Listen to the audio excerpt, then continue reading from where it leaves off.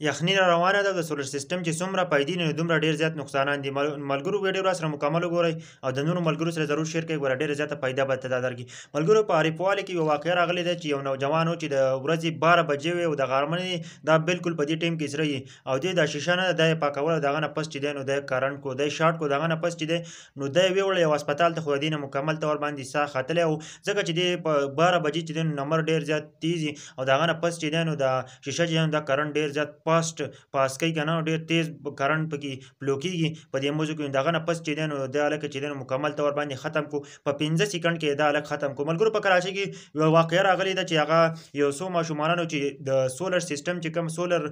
شیشه چې دغه نه مزي راغلو هغه چرته ښکارو د ماشومانو چې ونو دی په چت باندې لوبي کول نو د یو ماشوم چې دی نو دغه مزل چرته لاس ور وړو دغه د ورځې 12 بجې وي د سولر سیستم نه دا مکمل تور باندې تیز د کوم کرنٹ چې فلو کېدون دا ډیر په تیزی باندې فلو کېدو دغه نه پس چې دغه ماشوم ونه او دغه نه پس چې هسپتال ته ورساوند دا هم ختم شو مرګرو زمونږ ډیر خلک دي چې هغه دا سوچ کوي کنه چې دا سولر سیستم چې دی نو دا کرنٹ چې دی نو دا څوک نه ختمي دا څوک د دنیا نه ختمي او مرګرو چې دې ز سوچ وکم نو چې دا په 15 منټ کې نه دی یا 15 سکند کې یو کس چې ونی سينو مکمل تور باندې ختمي در بجلی نه هم ډیر زیات تیز دی لیکن دا ځین خلک چې نو دا بيخي الله سورړي او دوی چې دی نو دا بيخي دي غلطیاں نه کوي وس یخنی را روانه ده په یخنی کې دا ډیر زیات خلک چې نو هغه غرمو ته کینه په چتونو باندې او دلته سولر سیستم پراتی کنه دا سولر شیشې وي هغه نه پس چې دین خپل ماشومان دین ساتي سپت نه لګي اسنه چې ویني سي مکمل تور باندې ژوندۍ ختميږي ځکه چې نن سبا چې دین یخني د خلک د غرمو ته چې دین ډیر زیات زور کوي هغه نه پس د شیشو خاطه هم کینی نو تاسو ته غټ نقصان در رسول شي زمونږ د ویډیو په د پیغام د دې لپاره و کنه چې دا واقعي دوه راغلي یو په کراچي کې یو په عارفوالي کې دا واقعي راغلي کنه چې دا کوم نوجوان چې نیول او په 12 بجې باندې د ورځې نو د چې د 26 سال عمر او د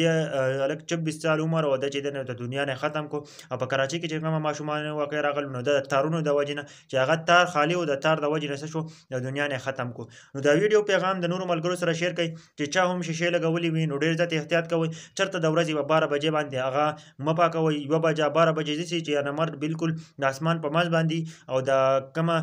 شیشه چې دا کرنٹ چې دا ډیر زیات تیز فلو کوي کدا سوچ وکړئ دا کوم پنکی چې وته لګیدل نو دا هم ډیر زیات تیز شي د ورځې 12 بجې یا 12 بجې 12 بجې یو بجې په دې ټیم کې چې نو چرته هم شیشه مپا کوي کنه تاسو سره به هم داسې بیا وشي ملګرو دی واقعي اصل مطلب دا دی چې تاسو دې سيزون نه ځان ساتي دا سيزون تاسو په 15 سکند کې ختمه کدا سوچ وکړئ نو بجلی چې دا کنه خلکو چې بجلی چې خلکو ته ډیر زیات نقصان نه سي دا ډي سي نه دا شیشه چې کوم دي دا خلکو ته نقصان نه رسي خو د بجلی نه هم تیز چې کله یو له 12 یو بجې شي کنه په دې ټیم کې